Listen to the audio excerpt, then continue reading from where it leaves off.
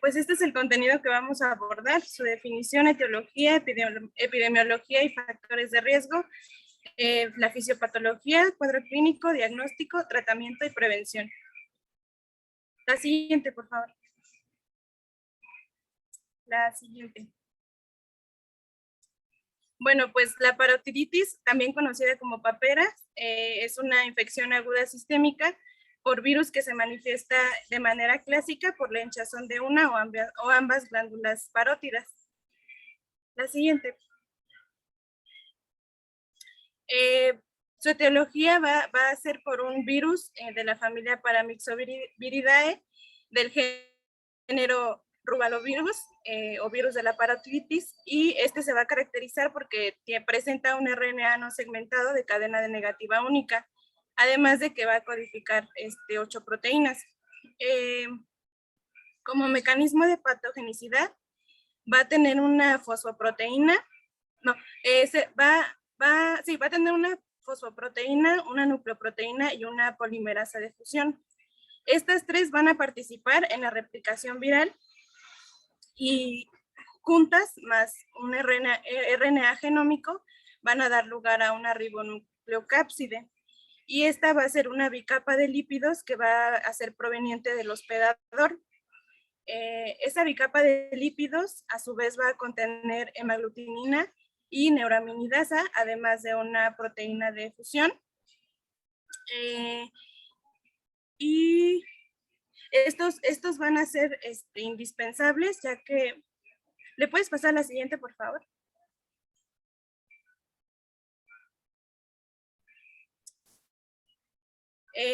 No, una anterior. No, atrás. Disculpa, que se está yendo para... Ah. No te preocupes.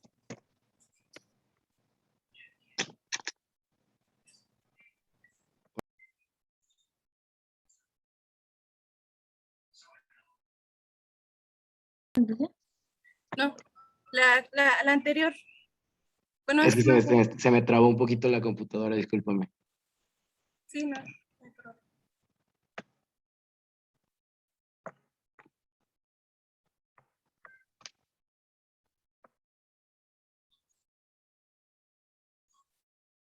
Gracias.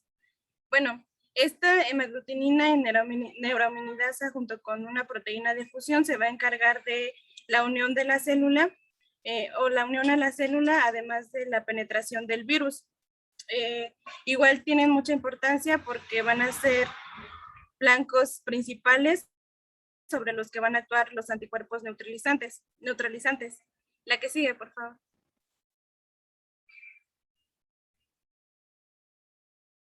En cuanto a epidemiología, pues esta enfermedad va a ser una endemia a escala mundial.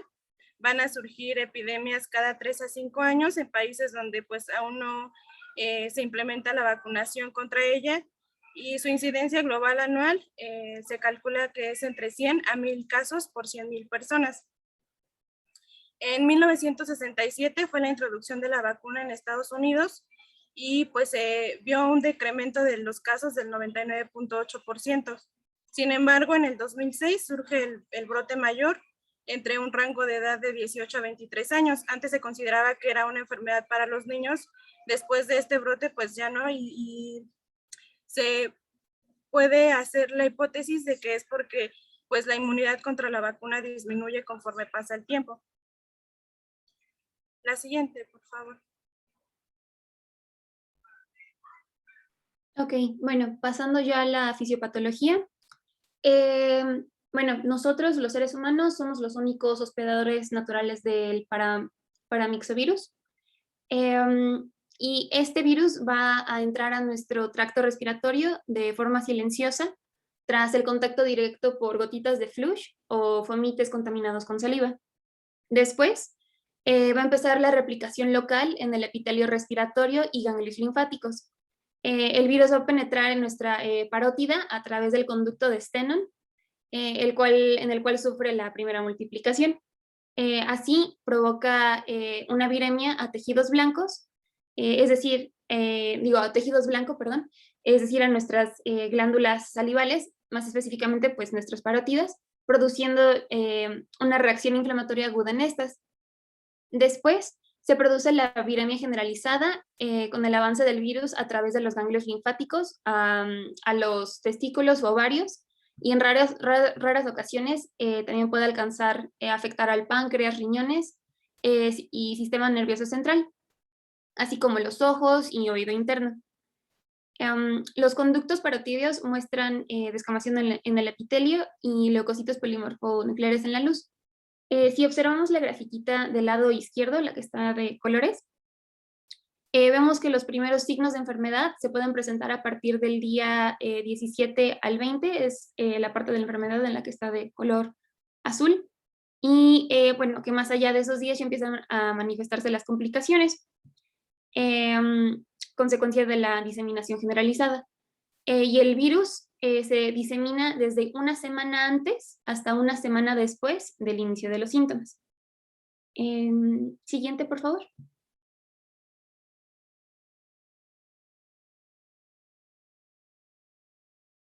Ok. Lo que más nos tiene que interesar ahorita pues de nuestro virus son dos glucoproteínas sobre la envoltura que tiene. Una va a mediar la actividad de hemaglutinación y neuraminidasa, que es la HN, son las que son como azulitas.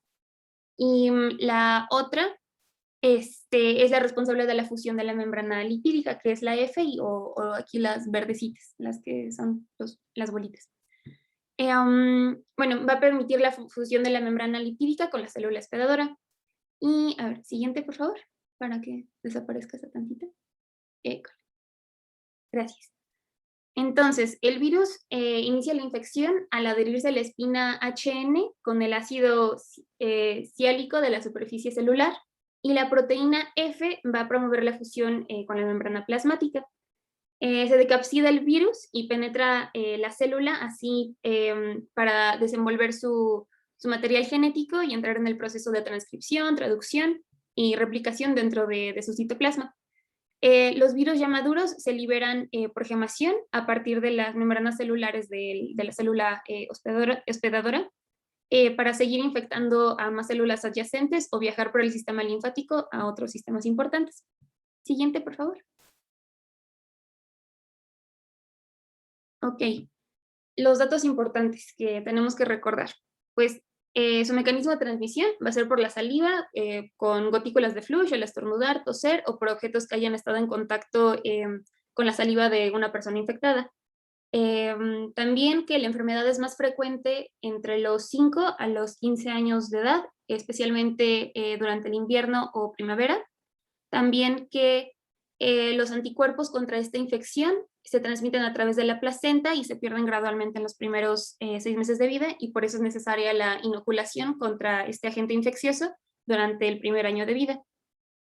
También que el periodo de incubación es de 18 a 21 días. Se disemina desde una semana antes hasta una semana después del inicio de los síntomas, y su capacidad de contagio es mayor en el periodo prodrómico, 1 o 2 días antes del inicio de los síntomas. Siguiente, por favor. Ok. La respuesta inmune. Pues de forma inicial aparece de manera predominante la inmunoglobulina M, y en forma gradual se va reemplazando a lo largo de las semanas con los anticuerpos IgG específicos y linfocitos T citotóxicos. Estos van a persistir a lo largo de la vida, y las inmunoglobulinas G específicas de paperas se detectan durante la primera semana de infección aguda, con picos a las 3 o 4 semanas, y persisten durante décadas. Todo esto, la infección natural por paperas va a dar lugar a una inmunización de por vida, y la infección se resuelve la mayoría de las veces por sí misma. Siguiente, por favor. Ok, su cuadro clínico.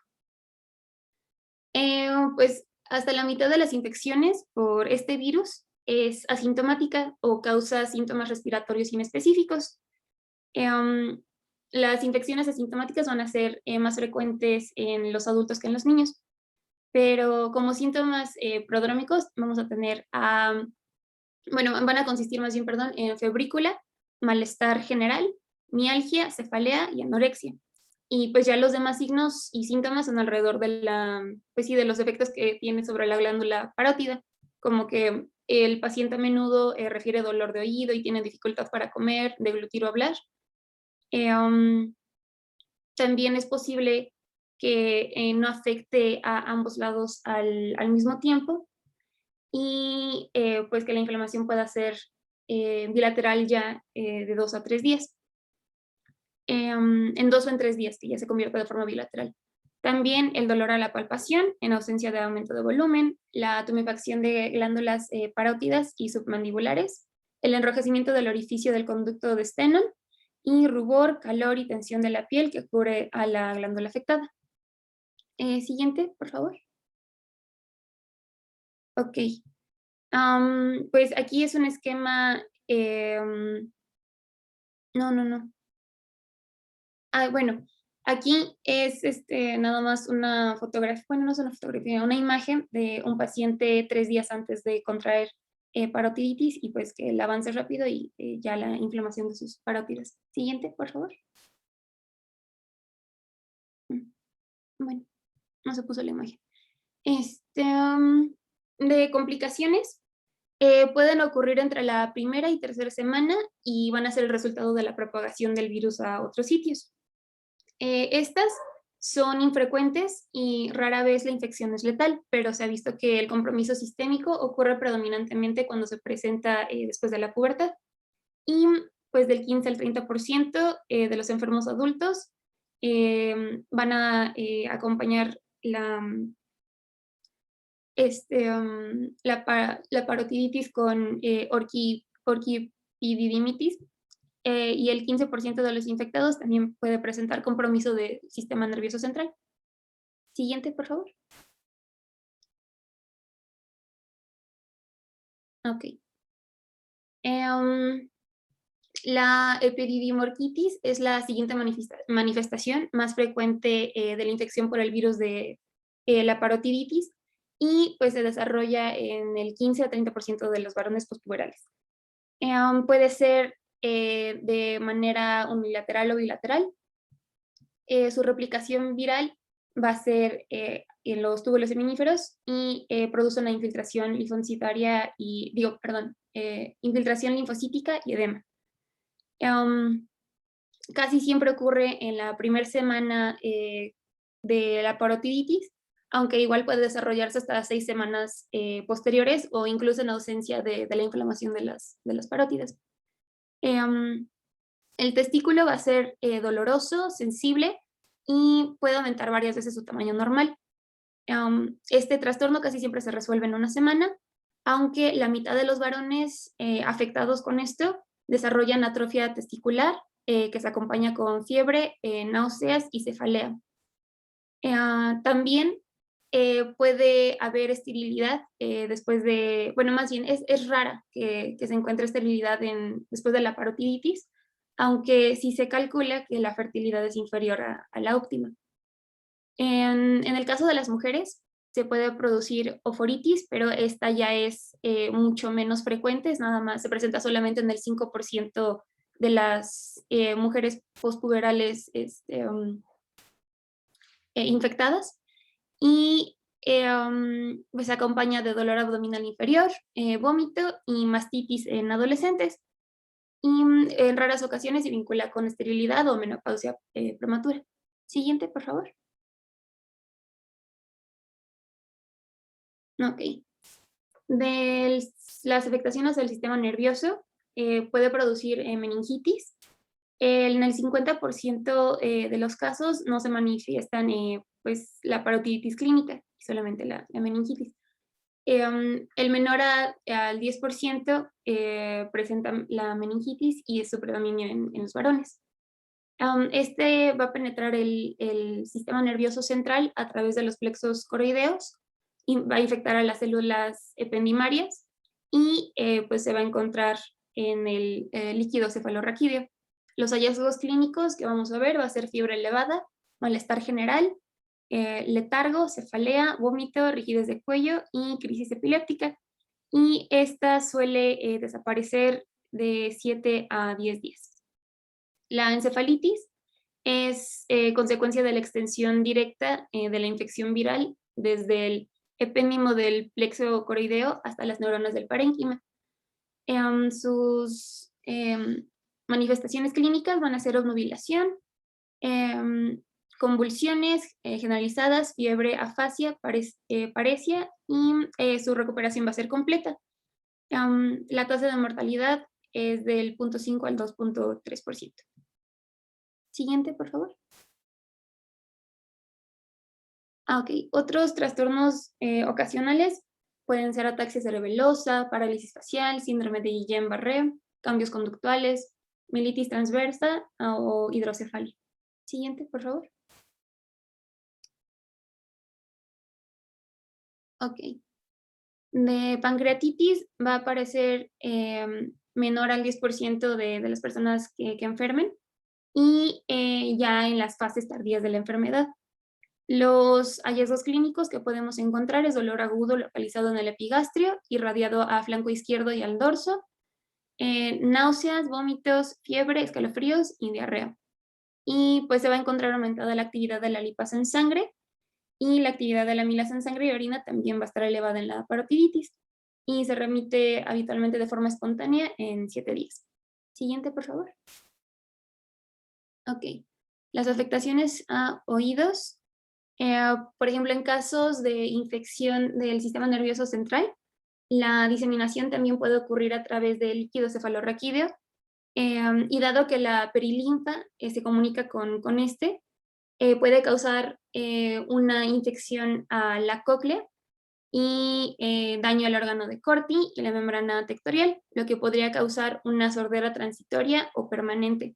Esto solo va a ocurrir en uno de 1000 a 100,000 casos de parotiditis, pero pues es posible.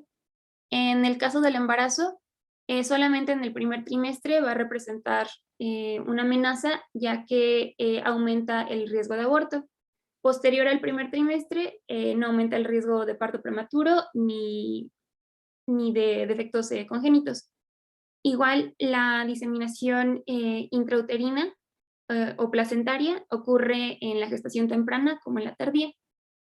Y pues ya nada más otras complicaciones inusuales pueden incluir tiroiditis, nefritis, artritis, enfermedad hepática, púrpura trombocitopénica y también es frecuente la disfunción renal, pero es rara la nefritis grave que ponga pues en peligro la vida del paciente. Siguiente, por favor.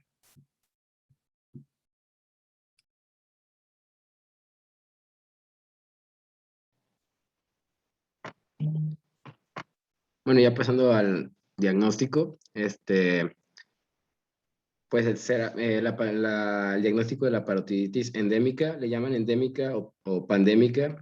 La OMS le puso así porque llegó a ser como súper común la viral, aunque vamos a tener principalmente dos tipos, que va a ser la viral o la supurativa o bacteriana. Entonces, es importante que la podamos diferenciar y tener claros que el SIDA y procesos tumorales puedan también ser diagnósticos, diagnósticos diferenciales de importancia. Entonces, vamos a tener un interrogatorio bien de los antecedentes personales no patológicos, inmunizaciones y también antecedentes personales patológicos.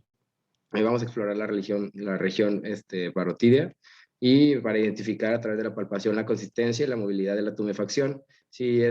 Si se percibe que es firme y no desplazable, se sospecha de un proceso neoplásico. Entonces, si los tejidos son menos firmes y fluctuantes, se debe buscar la presencia de un exudado supurativo por los canales, como ya dijo mi compañera, por ejemplo, el canal salival de Wharton, que se comunica con la parótida. Pues si es supurativa, significará que muy probablemente es infeccioso y tendremos un esquema distinto. Entonces, para tener como claros estos conceptos, pues la parotiditis endémica aguda pues va a ser viral. Entonces, principalmente por Paramoxibiride, como ya lo dijo mi compañera. Pocos frecuentes, Epstein-Barr, enterovirus, para influenza 1, influenza, y VIH también pueden generar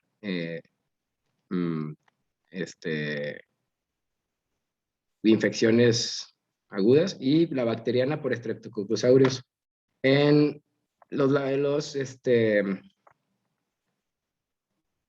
perdón, ¿cómo se llama? En estudios complementarios no se recomienda ningún estudio de laboratorio, ni de imagenología, ni de microbiología a la evaluación inicial, ¿no? Pero en situaciones especiales, como por ejemplo en una parotiditis recurrente, podemos utilizar técnicas de serología para identificar virus, y también estudios para identificar procesos autoinmunes, o como por ejemplo anticuerpos antinucleares, factores reumatoides, etcétera, ¿no?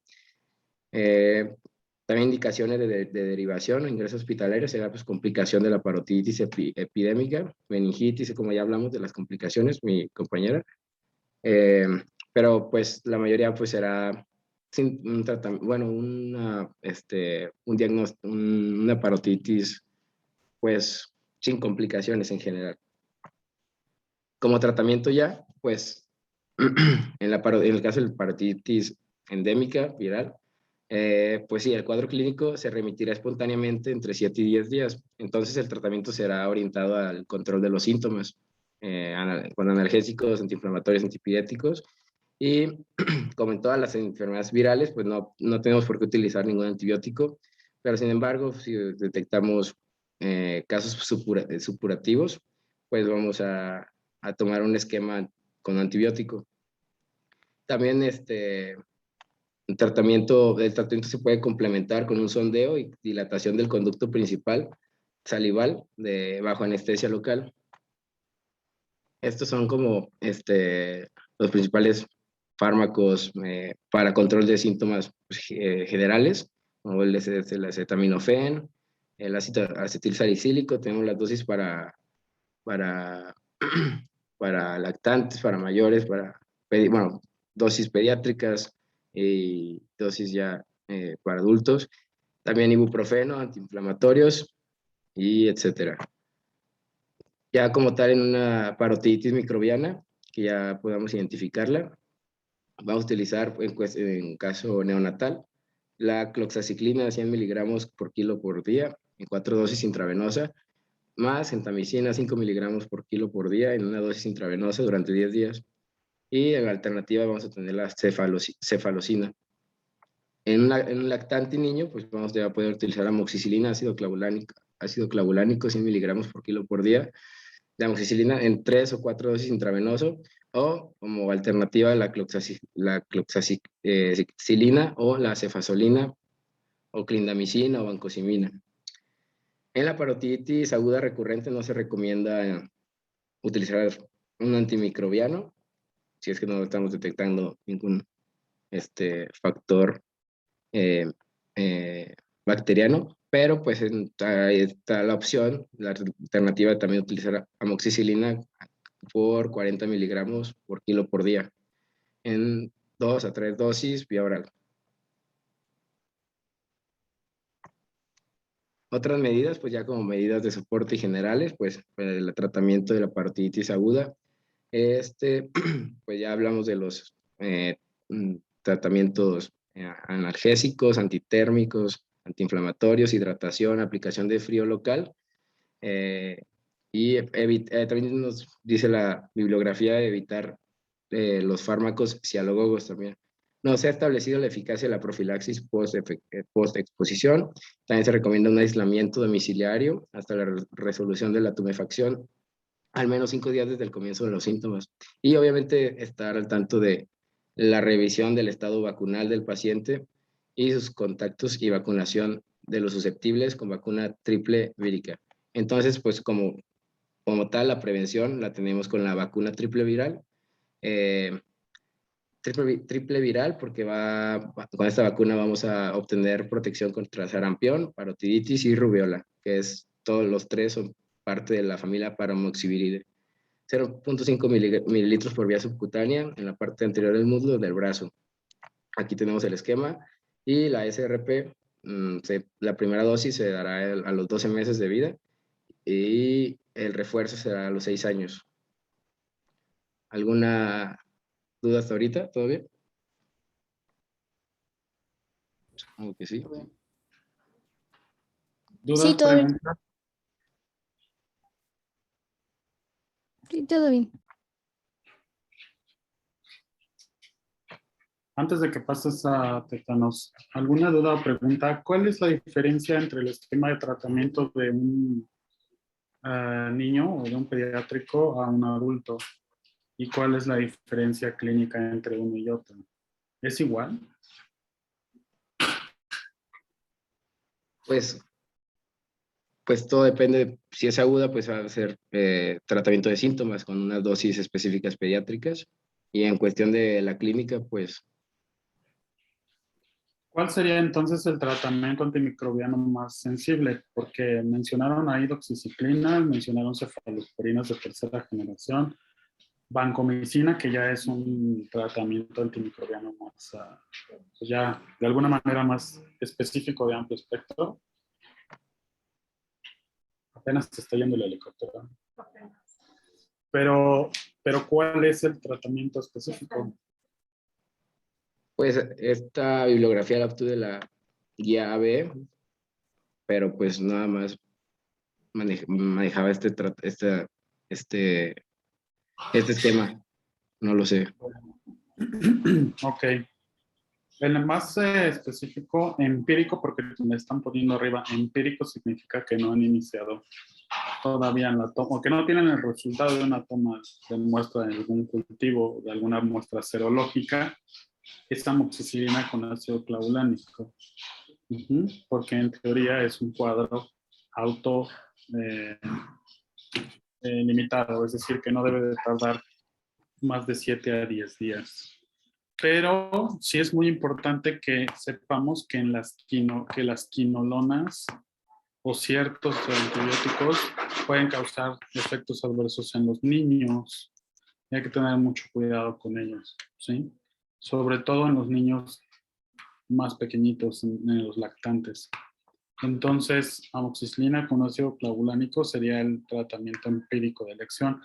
Pero lo que puede pasar con estos pacientes es que tengan sobreinfecciones de vías respiratorias con otras bacterias y entonces por eso a veces damos tratamientos combinados con clindamicina o cefalosporinas. Y obviamente el control térmico, ¿verdad? Que es lo más importante y la inflamación. Claro, creo que sí, muchas gracias. ¿Alguien tiene alguna duda, alguna pregunta? No, doctor, gracias. A ver, rapidísimo, nada más repasando. Entonces, el esquema de vacunación, ¿cómo es? Desde el Hospital Belisario Domínguez. El esquema de vacunación para paratoides parte de la vacuna triple viral, pues la primera dosis a los 12 meses de edad y el refuerzo a los 6 años. Para el centro de Muy bien. Bueno, siguiente. Bueno, pasando a tétanos, como tal la definición la tendremos como una enfermedad aguda, transmisible, no contagiosa, tóxico-infecciosa que ataca al hombre y a los animales y es de distribución mundial, con frecuencia es mortal. Se caracteriza por la presencia de espasmos musculares intensos e intermitentes, rigidez generalizada, secundarios a la acción de una potente neurotoxina conocida como tetanospasmina, elaborado por Clostridium tetani. Y pues Clostridium tetani será una bacteria bacilo gram positivo anaerobio. Ya en la epidemiología tiene una alta mortalidad y una baja morbilidad. Entonces, aunque no haya muchos casos de tétanos, va a tener un alto impacto en la mortalidad. Se dice que más de 1 millón de muertes anuales y la incidencia está relacionada con las condiciones socioculturales, higiénico-sanitarias y también está muy relacionado al estado de la inmunización de la población, porque igual es una enfermedad que tiene vacuna. Entonces, en los países industrializados será muy baja, será inferior al 0.2% 0.2 habitantes por cada 100.000 habitantes al año. Se transmite por contacto directo o indirecto con el suelo, principalmente, y en un 15-30% la puerta de entrada pasa inadvertida también. El reservorio principal, pues, ya epidemiológicamente, generalmente, en generalidades, es el tracto intestinal de hombres, del hombre y del humano y de algunos animales. Flora habitual de los herbívoros y algunos no herbívoros como las ratas, cobaya, gatos, perros e incluso el pollo. Es muy frecuente detectar sus esporas en la tierra y el polvo doméstico. El periodo de incubación es de 3 a 21 días, 8 días en promedio. El tétano neonatal, los síntomas aparecen entre los días 4 y 14 del nacimiento, 7 días en promedio. Y como factores de riesgo, pues obviamente las tierras de cultivo, una relación con excrementos de los herbívoros, con heces humanas, al ser pues inmunemente prevenible, al ser inmune prevenible, dependerá de la cobertura individual de la vacunación, de la población también, ambientes en los cuales haya carencia adecuada de higiene, uso de instrumental quirúrgico inadecuado, el uso de drogas de abuso intravenosas, el mal cuidado de heridas y países pues en vías de desarrollo. Y como decía, el 15% de los afectados no tiene evidencia de herida reciente. Entonces también las heridas, pues las principales heridas de importancia pues, serán heridas de tejido desvitalizado y aplastado, contaminado con tierra, óxido y pantano. También fracturas abiertas tipo 3 de Bustillo, las que tienen más de 6 horas sin manejo y principalmente las que tienen más de 18 horas.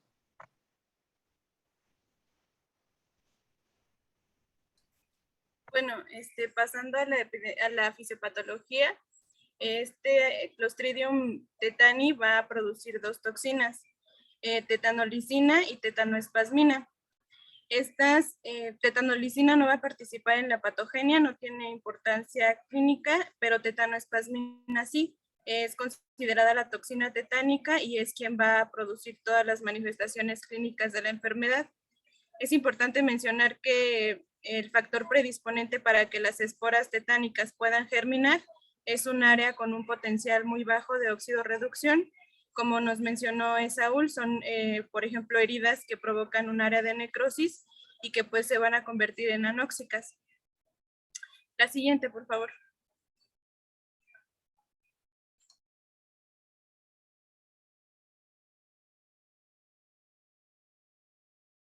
Bueno, entonces todo va a partir de esta herida. También van a haber bacterias pues en el ambiente que van a hacer un ambiente anaerobio y pues después de que germinen estas esporas tetánicas se pueden diseminar a través de las neuronas.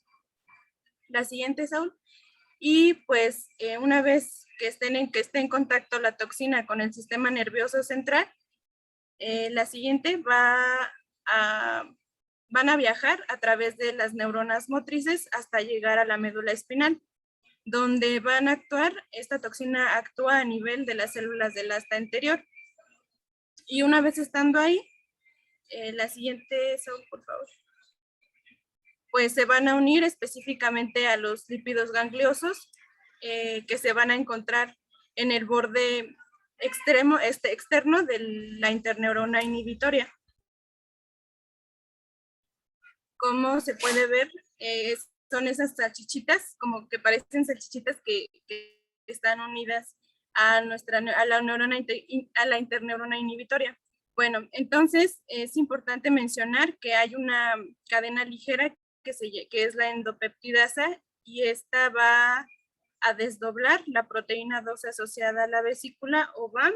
Esta va a ser necesaria ya que con ella se presenta la unión presináptica, además de la liberación del neurotransmisor. Entonces, en la imagen nos muestran como 2 imágenes comparativas. La del lado izquierdo tenemos una interneurona inhibitoria y la más grande va a ser una neurona motriz. Esta interneurona inhibitoria va a liberar neurotransmisores inhibidores para la contracción muscular. regularmente el neurotransmisor que libera es la glicina, y esta glicina pues se une a los receptores de la neurona motriz y va a inhibir el liberamiento de la acetilcolina. Esos rayitos que aparecen ahí en las líneas son la representación de esta inhibición, y entonces pues no va a haber liberación de la acetilcolina, por lo tanto no va a haber contracción muscular y pues el músculo va a estar relajado. Eso es en una situación normal. Cuando hay tétanos, pues como mencionamos anteriormente, la toxina tetánica va a estar obstruyendo y va a impedir la liberación de la glicina.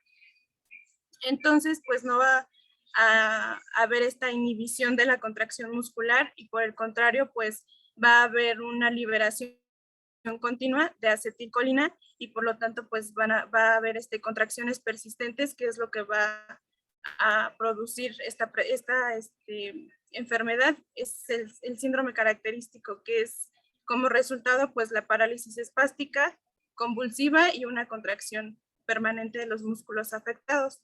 Entonces, pues prácticamente el mecanismo de acción sería ese,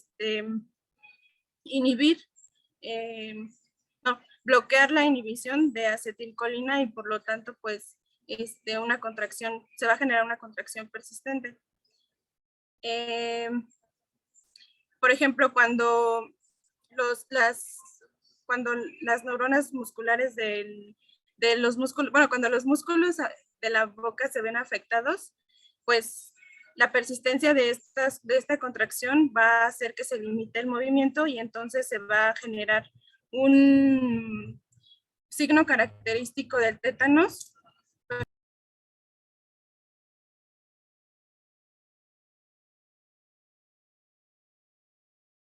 Perdón. Un signo característico del tétanos, que es el trismo, y pues va a ser importante en la manifestación clínica del tétanos. La siguiente, por favor.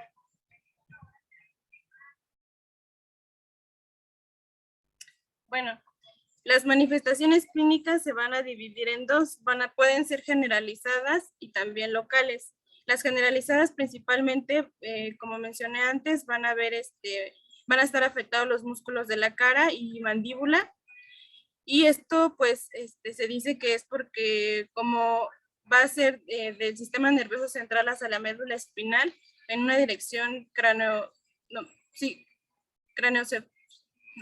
cefalocaudal, perdón, pues estos músculos van a ser los primeros, por eso en que se van a ver afectados. Y con manifestaciones clínicas, pues se afectan áreas aisladas del cuerpo y solamente se van a observar pequeñas regiones con espasmo muscular. Los síntomas iniciales más frecuentes van a ser el trismo, que fue lo que les comenté en la diapositiva pasada, o también se conoce como mandíbula trabada. Va a haber dolor y rigidez muscular, lumbalgia, y se puede presentar disfagia. En los recién nacidos, pues lo principal que va a aparecer va a ser esta dificultad para alimentarse. Y pues ya como una complicación más, pues sí, ya lo último sería cuando se ven afectados los músculos de las vías aéreas, porque pues esto lo que provoca es asfixia y por lo tanto la muerte.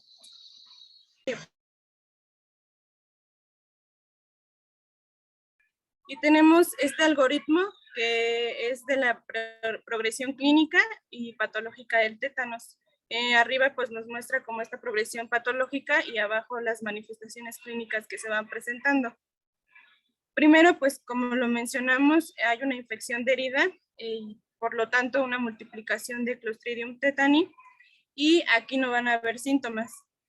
Pasados de 7 a 10 días va a haber ya esta captación de la toxina tetánica en el sistema nervioso y división de VAMP en neuronas inhibidoras GABA, que son las interneuronas inhibidoras. Y aquí ya se van a poder, ya no van a haber síntomas iniciales que corresponden a dolores musculares, al trismo y a mialgia. Después de este suceso, unas 24 a 72 horas después, van a haber efectos adicionales de la toxina con desinhibición extensa del sistema y autónomo. Y aquí pues se van a presentar espasmos musculares que puede ser local y generalizado, además de que también ya va a haber una inestabilidad cardiovascular con una tensión arterial lábil, puede presentarse taquicardia o bradicardia y también puede haber presencia de fiebre, un aumento de secreciones respiratorias y gastrointestinales. Pasando de 4 a 6 semanas, ya va a haber una degradación de la toxina y pues aquí ya va a haber un cese de los espasmos, una restauración del tono muscular normal y un control cardiovascular y del sistema nervioso autónomo. Sin embargo, pues no, el daño que le provoca a las neuronas pues va a ser irreversible. Y me faltó comentar que el periodo de incubación va a ser de aproximadamente 19 días. La que sigue, por favor. ¿Hay alguna duda sobre fisiopatología y manifestaciones clínicas? No, todo bien. No. Bueno. Va que va. Entonces, ya pasando a la parte de diagnóstico, este va a ser puramente clínico y se basa en las manifestaciones clínicas que ya nos comentó nuestra compañera Fernanda. Esto no requiere realmente confirmación diagnóstica por laboratorio y el tratamiento debe de darse lo más rápido posible y no nos debemos esperar a la realización de estudios de laboratorio. Lo que es importante es ver que también tengan el antecedente de una puerta de entrada, o sea, una herida cutánea, úlceras, úlceras varicosas, escaras por decúbito, intervenciones quirúrgicas. ¿Le puedes dar clic tantito, por favor, Esaúl? Estas son otras lesiones potencialmente que se pueden contaminar, como las heridas y quemaduras, que sean extensas y requieren intervención quirúrgica y que ésta se pueda retrasar mayor a 6 horas, o igual pacientes con sepsis sistémica, heridas punzantes que hayan tenido contacto con el suelo o el estiércol, heridas contaminadas con algún cuerpo extraño y sobre todo si es de origen biológico, como por ejemplo la madera, también las fracturas expuestas, mordeduras de animales y heridas por congelación. Otra vez, por favor, Esaúl. Ok, ahora sí. Pues nada más porque lo mencionaba la bibliografía, el cultivo de Clostridium tetani de una herida va a proporcionar evidencia para el diagnóstico, pero no es alta su sensibilidad, no es mayor al 30%. También se puede medir las concentraciones de inmunoglobulina G antitetánica en suero antes de la administración de la antitoxina o la inmunoglobulina. Y las concentraciones séricas van a ser mayor a 0.1 unidades internacionales sobre mililitro, y estas parecen ser protectoras, pero no apoyan el diagnóstico de tétanos.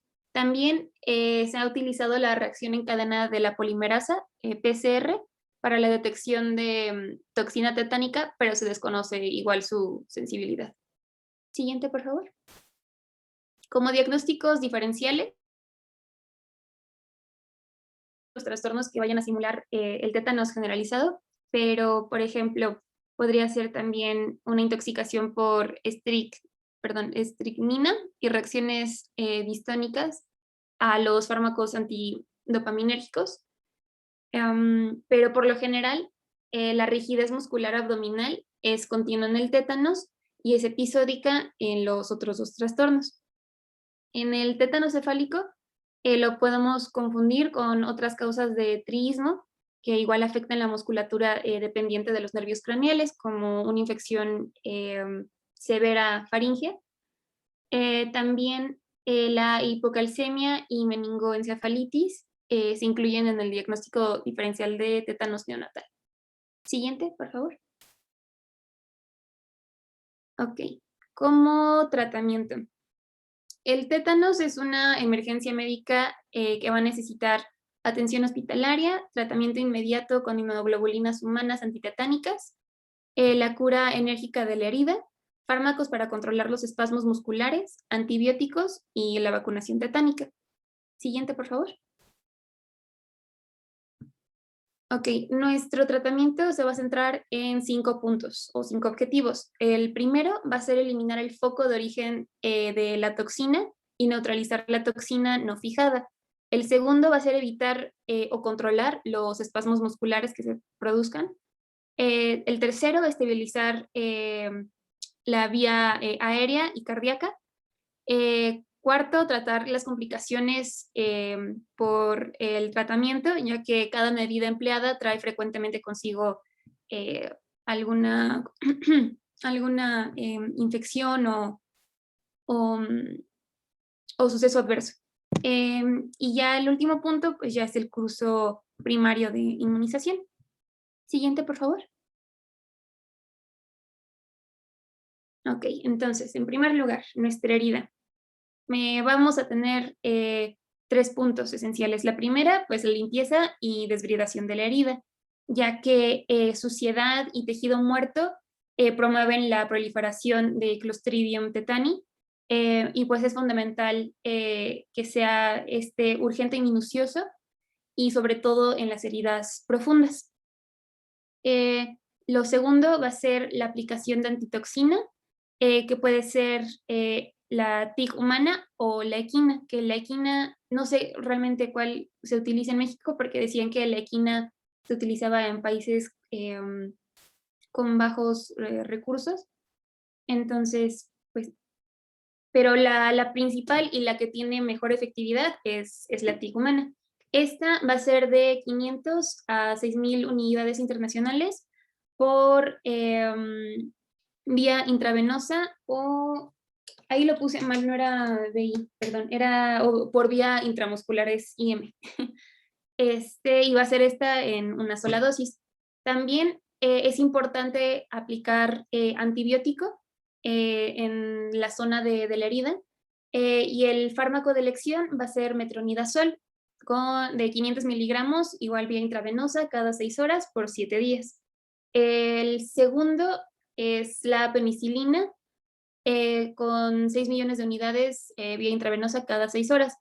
Pero en teoría este fármaco puede exacerbar los espasmos y pues la imposibilidad de eliminar pues la infección activa pues puede derivar en tétanos recurrente o prolongada. Entonces igual la penicilina no es lo más recomendado. Y ya por último la doxiciclina, que son 100 miligramos intravenosos 2 veces al día. Igual hay otras opciones de antibióticos, pero el primero y el mejor va a ser metronidazol. Siguiente, por favor. Ok, segundo, evitar o controlar los espasmos musculares. Se recomiendan sobre todo la utilización de benzodiazepinas. Por ejemplo, el diazepam puede ayudar a controlar las convulsiones, contrarrestar la rigidez muscular e induce la sedación. En casos graves de espasmos, se puede dar de 10 a 20 miligramos por vía intramuscular cada 3 horas, sin superar los 5 miligramos por kilogramo. Y de forma leve puede ser de 5 a 10 miligramos por vía oral cada 2 a 4 horas. En niños que sean mayores a 30 días pero menores a 5 años, se les puede dar de 1 a 2 miligramos por infusión intravenosa lenta o por vía intramuscular. Esto se va a repetir cada 3 a 4 horas según sea necesario. Y en niños que sean igual o mayores a 5 años, se les puede dar entre 5 y 10 miligramos por vía intravenosa o intramuscular cada 3 a 4 horas. En adolescentes se les puede dar 5 miligramos intravenosos repetidos cada 2 a 6 horas según sea necesario, porque igual pueden requerirse dosis altas. En adultos van a ser entre 5 y 10 miligramos, igual vía intravenosa de cada 4 a 6 horas, o hasta 40 miligramos por hora en goteo intravenoso. También otra opción es el midazolam. Los adultos se les puede dar entre 0.1 y 0.3 miligramos por kilogramo hora por infusión intravenosa, y a los niños 0.06 a 0.15 miligramos kilogramo hora igual por vía intravenosa. Otro punto importante a destacar para evitar los espasmos musculares es que estos pacientes tienen que encontrarse en ambientes tranquilos y silenciosos, porque la luz y el ruido pueden desencadenar estos espasmos. Siguiente, por favor. Ok, después, el tratamiento de la disfunción autónoma. Se debe de contar, bueno, más bien se debe considerar el sostén respiratorio, porque, bueno, es esencial conservar la vida aérea, la vía aérea permeable, y frecuentemente suele ser necesaria la intubación o la traqueotomía, igual por ventilación mecánica. Las secreciones traqueales pueden aumentar, más bien van a aumentar ante los espasmos musculares y la disfagia por la afectación faríngea combinada con la hiperactividad de los músculos laringeos. Por lo tanto, se puede dificultar la intubación endotraqueal y por eso es más utilizada la traqueostomía en estos casos, para evitar también los tiempos prolongados de, pues, sin ventilación. Y ya para el corazón, porque igual falla por esta enfermedad, se les puede dar morfina cada 4 a 6 horas para controlar la disfunción autónoma, en especial la cardiovascular, con dosis diarias totales entre 20 y 180 miligramos. Siguiente, por favor. Ok. Ok, tratar las complicaciones por el tratamiento. Pues puede, por ejemplo, causar tromboflebitis, las inyecciones de diazepam en altas concentraciones, también neumonía relacionada con el respirador y infecciones de catéter central y septicemia. Entonces, para tenerlas presentes, porque sí, como lo había mencionado, se pueden presentar frecuentemente. Siguiente, por favor. Y ya por último, pues es el curso primario de inmunización. En adolescentes no vacunados, se recomiendan 3 dosis seguidas de 2 dosis más. Para personas que hayan tenido su curso primario completo en la infancia, pero después ya ningún refuerzo adicional, se les dan 2 dosis con al menos 4 semanas de diferencia, ya para completar las 5 dosis. Y pues se considera que una serie de 5 dosis confiere prácticamente el 100% de protección contra tétanos. Y también el tratamiento para el curso primario de inmunización que vamos a dar a pacientes con tétanos es el administrar toxoide tetánico en pauta de inmunización de 3 dosis. Siguiente, por favor. Ok.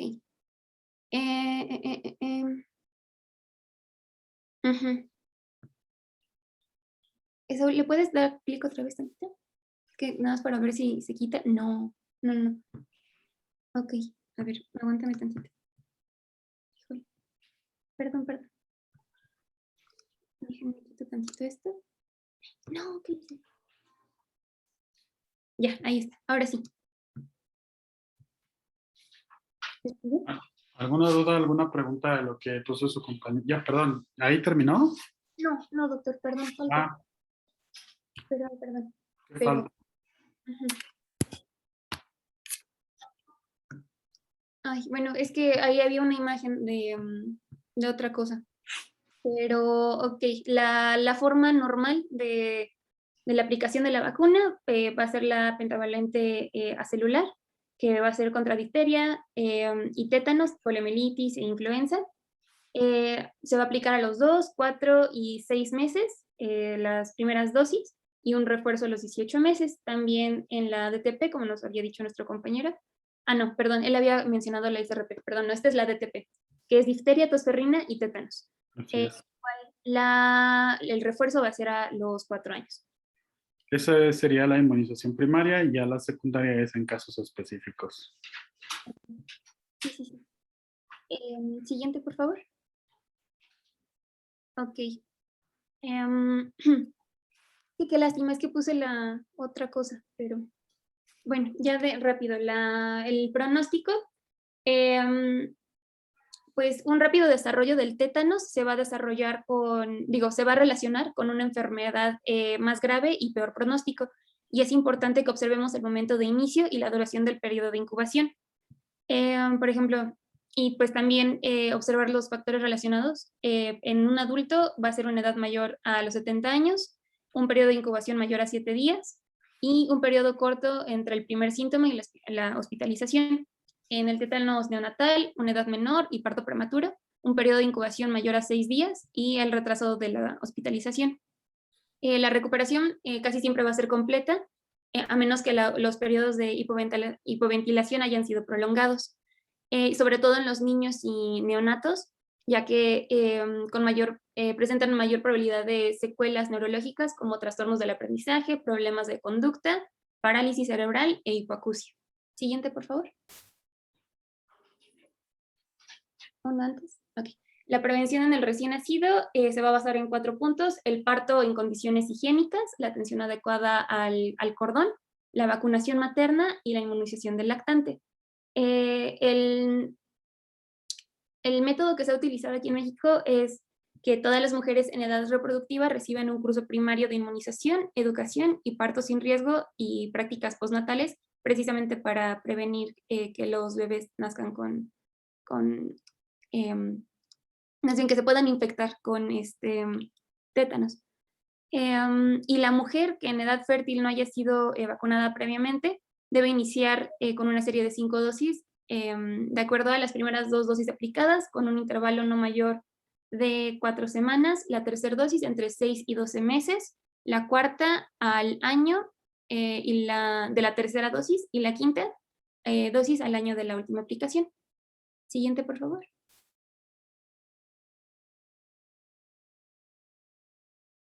Ok, en heridas proclives, si se llegaran a lastimar y no tuviera el paciente las vacunas, si el estado de vacunación es incompleto, se desconoce, si se recibió en el último año, un refuerzo, también se debe de vacunar contra este virus. Perdón, contra Clostridium tetani. Pues la recomendación es aplicar el toxoide tetánico en combinación con toxoide diftérico en una preparación con o sin vacuna celular para tos ferrina. Y pues ya estas son las que se podrían aplicar: difteria y tétanos y la tos ferrina, tétanos y difteria. Y siguiente, y bueno, ya depende de los grupos de edad. Siguiente, por favor. Y una pregunta importante es: en situaciones de emergencia, ¿conviene administrar la vacuna antitetánica a los supervivientes lesionados? Y es que sí, debe tenerse presente la inmunización antitetánica. Siguiente, por favor. Y ya, ahora sí. ¿Dudas, preguntas? ¿Dudas, preguntas? Aquí nada más como algunas cosas complementarias es que una de las principales complicaciones de estos pacientes es las crisis convulsivas, los opistótonos. ¿Qué son los opistótonos?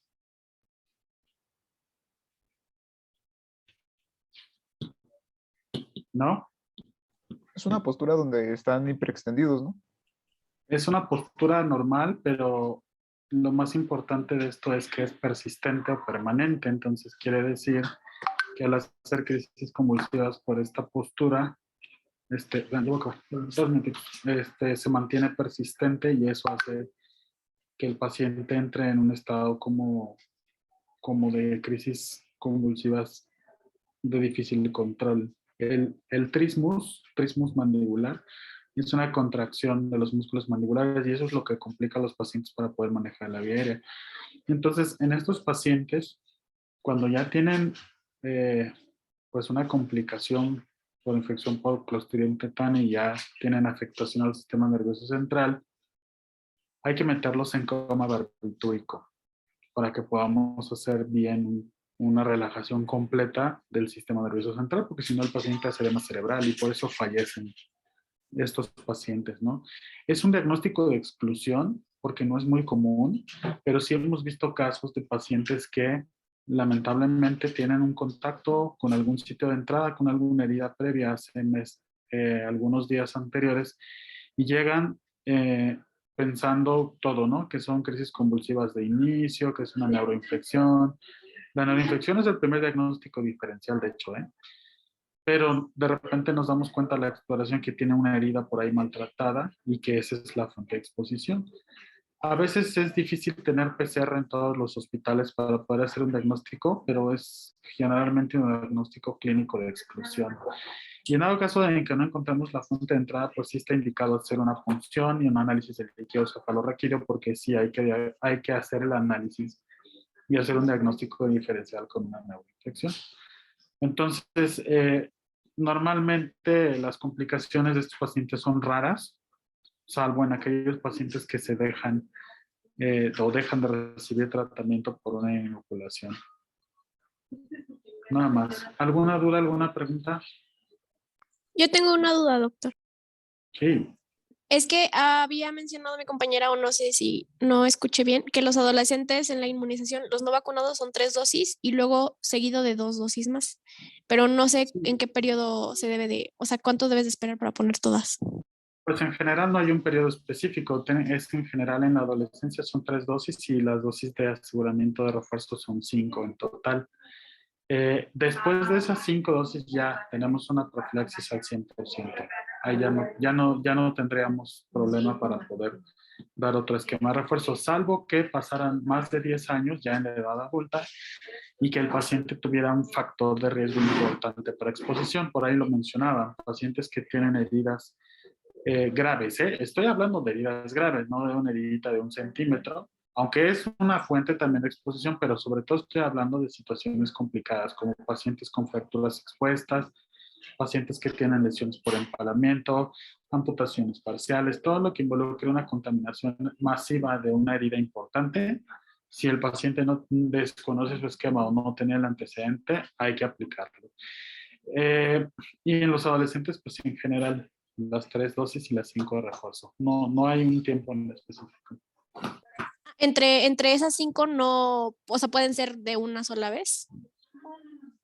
Sí, así es, de una sola vez. Ah, ok. Gracias, doctor.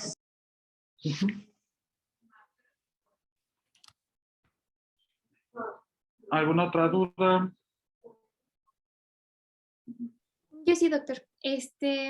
Comentaba lo del antígeno. No. Ay, perdón. Perdón. La antitoxina. ¿La que se usa en México es la TIG o la equina? O las dos. ¿La qué? La antitoxina, la que es humana o equina, ¿cuál se usa frecuente? Bueno, ¿cuál es la que se usa? Equina es la que generalmente utilizamos.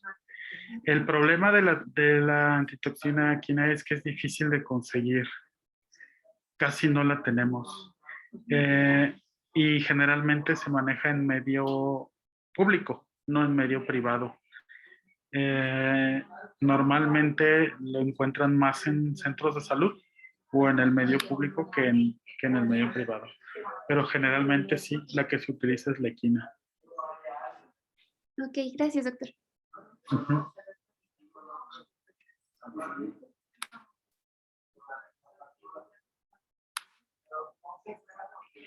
¿Alguna otra pregunta? Muy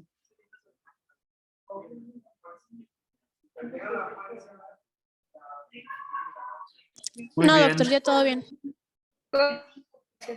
Listo. Que estén bien.